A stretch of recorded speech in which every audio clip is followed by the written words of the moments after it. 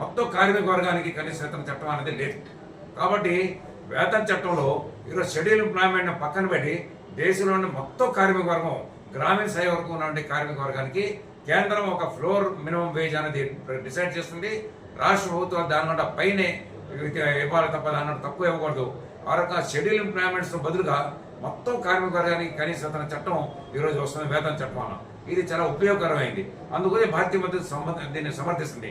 కానీ మిగతా కార్మిక సంఘాలు దీన్ని వ్యతిరేకిస్తున్నాయి. మాకైతే అర్థం అవ్వట్లేదు. వాళ్ళకి మొత్తం కార్మిక వర్గానికి కనీస వేతనం కానీ ఫ్లోర్ మినిమం వేజెస్ కానీ ఉండకూడదని అనుకుంటున్నారా? గతంలాగే వాళ్ళకి ఏ చట్టం కూడా ఉండకూడదు అనుకుంటున్నారా అని మేము సూటిగా ఈ రకంగా ప్రశ్నిస్తున్నాం. అలాగే సామాజిక భద్రత. ఈరోజు దేశంలోని సామాజిక భద్రత సంఘటిత రంగంలో ఉన్నటువంటి ఫ్యాక్టరీ కానీ షాప్స్లో కానీ ప్రైవేట్ రంగంలో ఉన్నటువంటి యజమానులు ఉన్నటువంటి కార్మికులు మాత్రమే పిఎఫ్, ఈఎస్ఐ, గ్రాట్యుటీ, కాంపెన్సేషన్ ఇవన్నీ కూడా వర్తింపు చేస్తున్నారు. Occupational safety, health and working conditions కోడ్లో ప్రతి కార్మికుడికి కూడా 45 సంవత్సరాలు దాటిన ప్రతి కార్మికుడికి కూడా పూర్తి హెల్త్ చెకప్ చేయవలసినటువంటి బాధ్యత కూడా తీసుకుంటుంది ఈ చట్టము. కాబట్టి వైద్య సౌకర్యం కూడా వర్తించేటువంటి అవకాశం ఉన్నటువంటి చట్టాన్ని కూడా వాళ్ళు వ్యతిరేకిస్తున్నారు. పూర్తి విషయాలు కార్మికులకు చెప్పడం లేదు. కేవలము ప్రభుత్వం మీద వ్యతిరేకతతో మాత్రమే చట్టాలని మిగిలిన కార్మిక సంఘాలన్నీ కూడా వ్యతిరేకిస్తున్నాయి.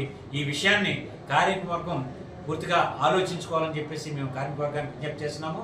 రేపు పొద్దుట తిరుపతి నగరంలో పనిచేసినటువంటి ఈ అసంఘటిత రంగ కార్మికులందరికీ కూడా ఇదే బిఎంఎస్ కార్యాలయంలో కేంద్ర ప్రభుత్వం ప్రవేశపెట్టినటువంటి ఈ శ్రమ కార్డులు, అలాగే building and other construction workers welfare board యొక్క కార్డులను కూడా ఇప్పించి ప్రభుత్వం ద్వారా ఈ సామాజిక భద్రతా పథకాలను కూడా వాళ్ళకి మా జిల్లా కమిటీ ద్వారా సతీష్ కుమార్ గారి నేతృత్వంలో వాళ్ళందరికీ ఇప్పించేటువంటి ప్రయత్నం జరుగుతుందని చెప్పేసి తెలియజేసుకుంటున్నాం.